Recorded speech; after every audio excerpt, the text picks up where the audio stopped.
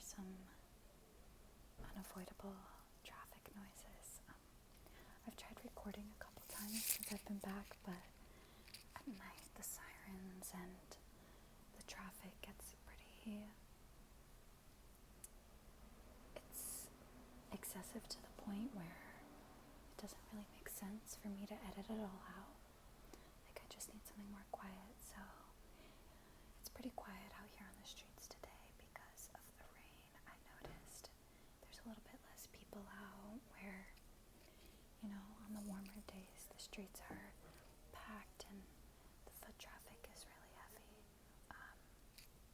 But yeah, I'm even facing the street where I live right now, so right now I can hear like people talking on the sidewalk, and sometimes it's annoying, but most of the time it's really calming.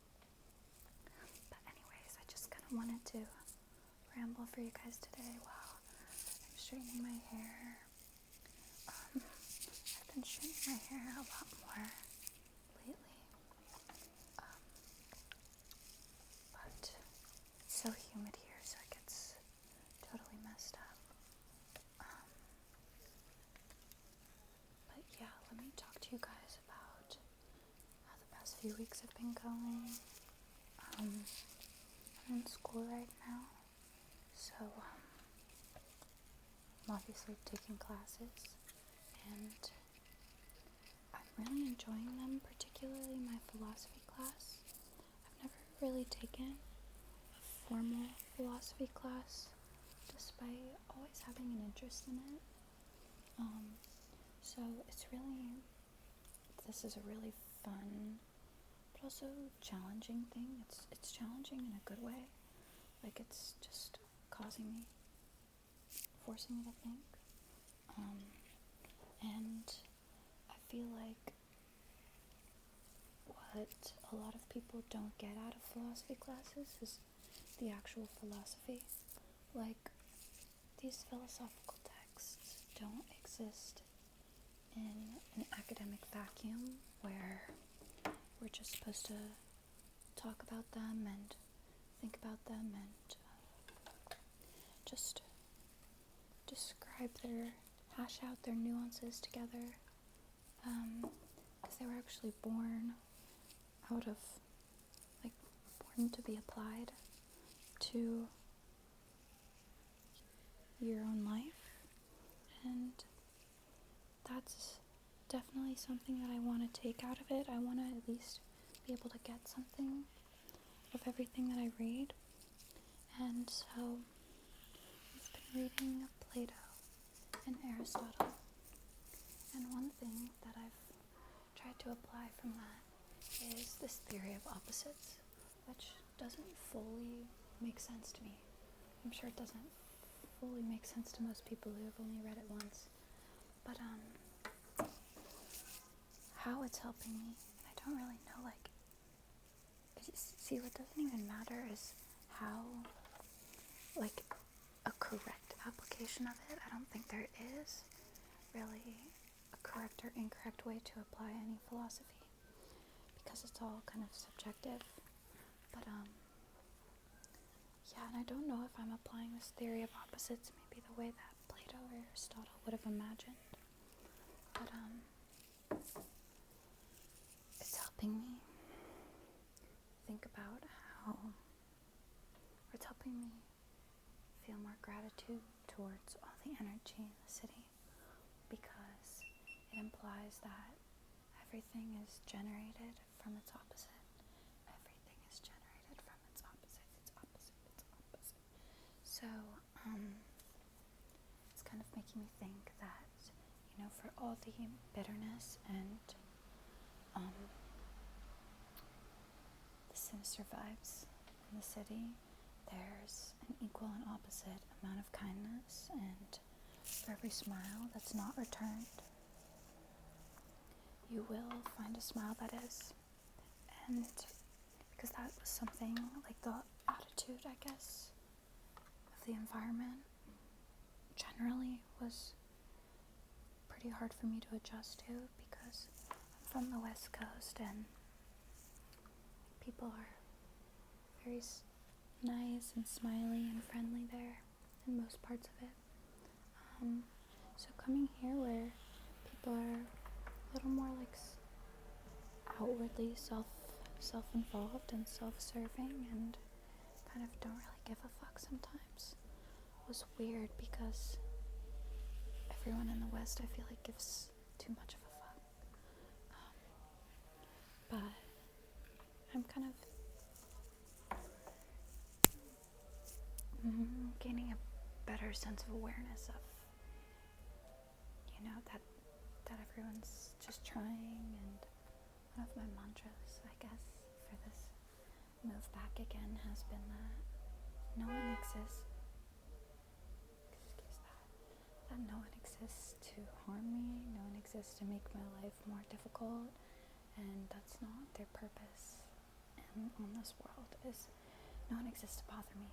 So yeah, that's kind of been helping me keep my sanity. Let's see, does the hair look okay? Yeah, okay. I might add some freckles and do a little bit of makeup. I don't really need any. I don't need makeup. Just kidding. But anyways, another thing about being here is that I feel like a lot of people who are in the city come here because they want to escape their life at home. And that was not the case for me.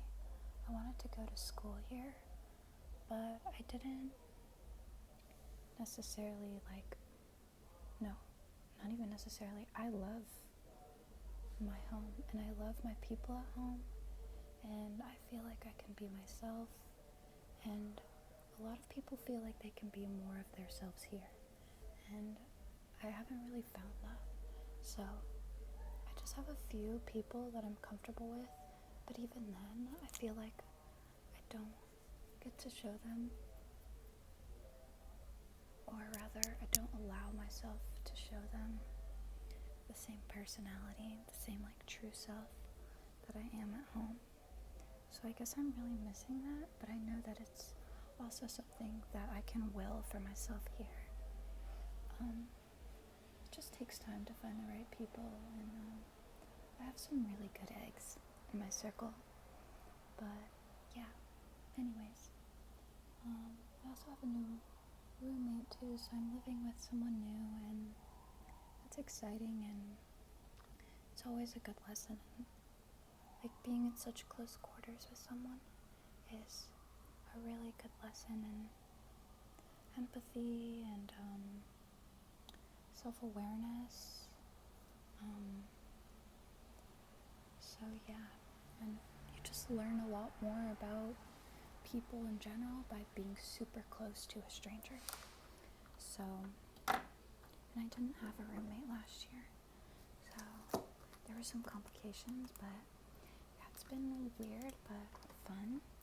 I don't know where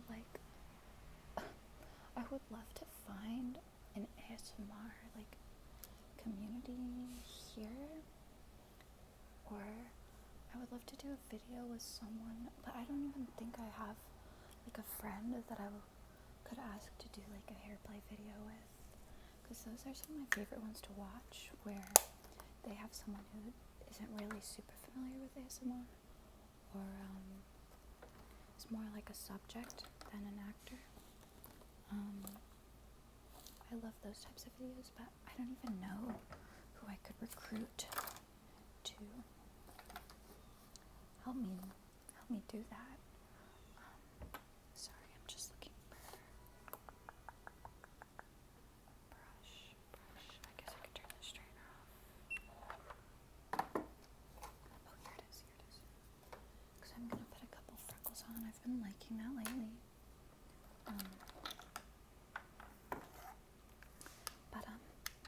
Yeah, I guess another thing, I've been listening to some really good tunes. Oh my god.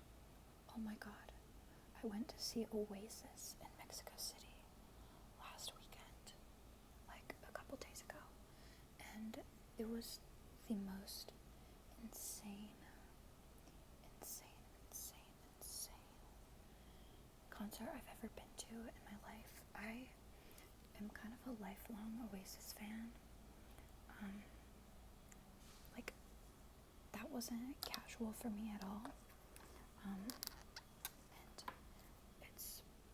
they're a band that I've listened to for so long and have a lot of like attachments to.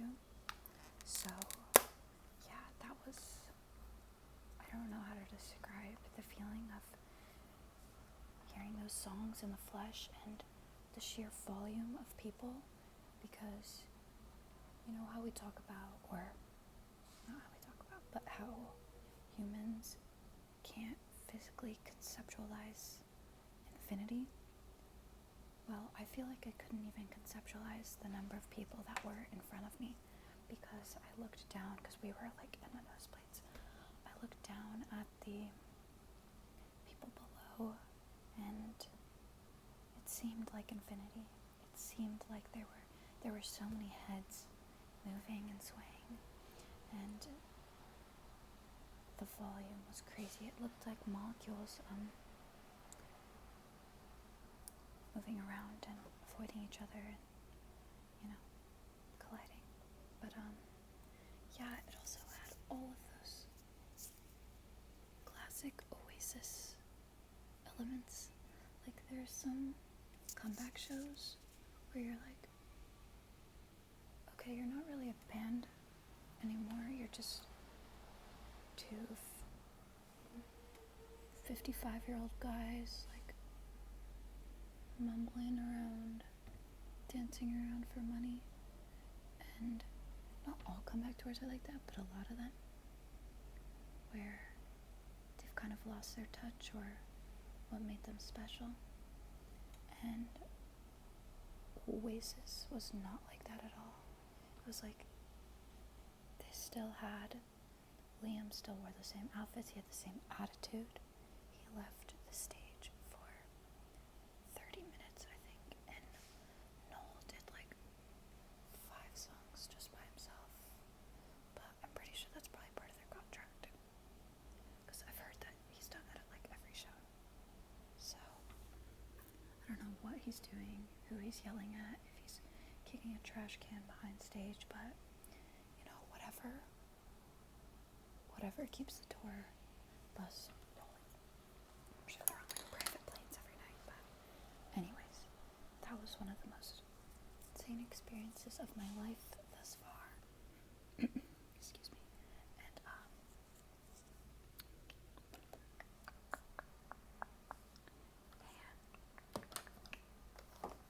they played Wonderwall, which, oh my gosh, I haven't cried in a minute, but wow, the tears just started flowing, because that's just such a full circle moment, listening to that song live. And that's not even my favorite Oasis song, but I feel like you know exactly what I mean. Like, how could you not be brought to such an emotional height, whether that brings you to tears or not? It was definitely an emotional moment for everyone there, and the harmony of all the people singing together with these big microphones that Liam and Noel had, where it was a really special moment. And Mexico City is also one of my favorite places I've ever been. That was my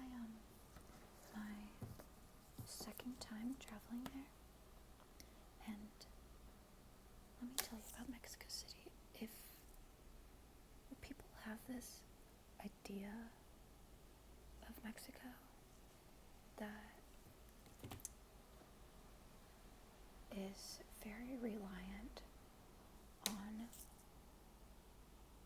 this American narrative that it's not allowed to be cosmopolitan or luxurious or nice even.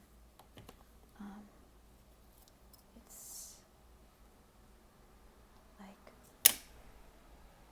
described as, Mexico as a whole it's described as very monolithic. Like, there's only one image of Mexico, and it's the yellow filter from Breaking Bad. But Mexico City itself it's not a desert. It's in the middle of a jungle. It's in the middle of a jungle. So it's very lush, even though there weren't many animals and populated. And there are some areas where it's very cosmopolitan, like where we were staying, which was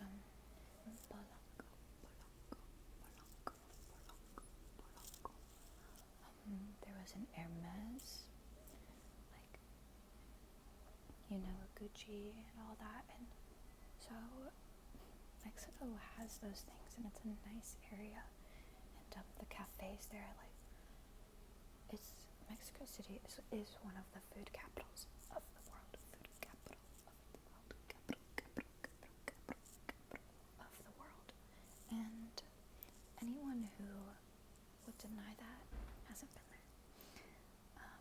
And I am half Mexican, so it is going to Mexico really, like, it makes me feel gratitude for that part of my culture that because, like, I'm a white Mexican, you know, so sometimes I'm hesitant to talk about my Mexican culture, even though that side of my family was a lot more present in my life, but because of, you know, how I appear, I feel like I don't want to talk about Mexico like I experience it the same way, but it's still very special to me. And speaking Spanish, I feel really good communicating in Spanish. The poquito Spanish that I know, it just felt good, and I just felt good, and it was really good to get out of here for a weekend. But yeah, anyways, I guess that's life and philosophy, and I could do another philosophy video if you guys maybe want to hear a few more thoughts on that. I just read, I just got a low battery notification. Battery. But I just read Plato's Phaedo, and Aristotle's Generation of Animals, Generation of Animals. And I'm also reading, okay, here we go. The Secret History. I'm about 150 pages in, I want to say. I'm really liking it. And I guess, I think you guys like when I show you stuff, so let me see,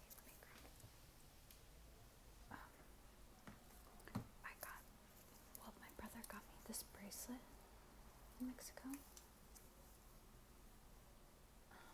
It's really pretty. It's totally my style too. And my birthday passed in between my last video and this one, so my friend just gave me this late gift. This like really pretty fringe purse, and I wear a lot of like suede fringe stuff like this, so it was perfect for me. I got this ring, this gold one here, and then my friend who got me that one also got me this Pink Floyd CD.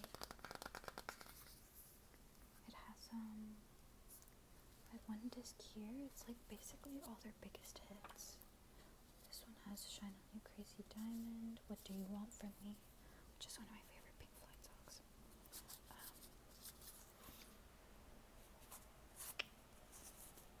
Another Brick in the Wall. This one has Any Color You Like, Us and Them.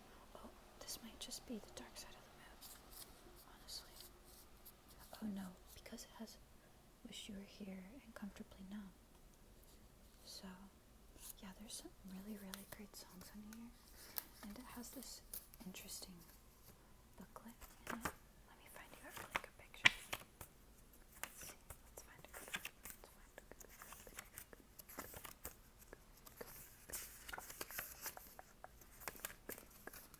Yeah, this is really pretty to me. And the whole booklet is kind of these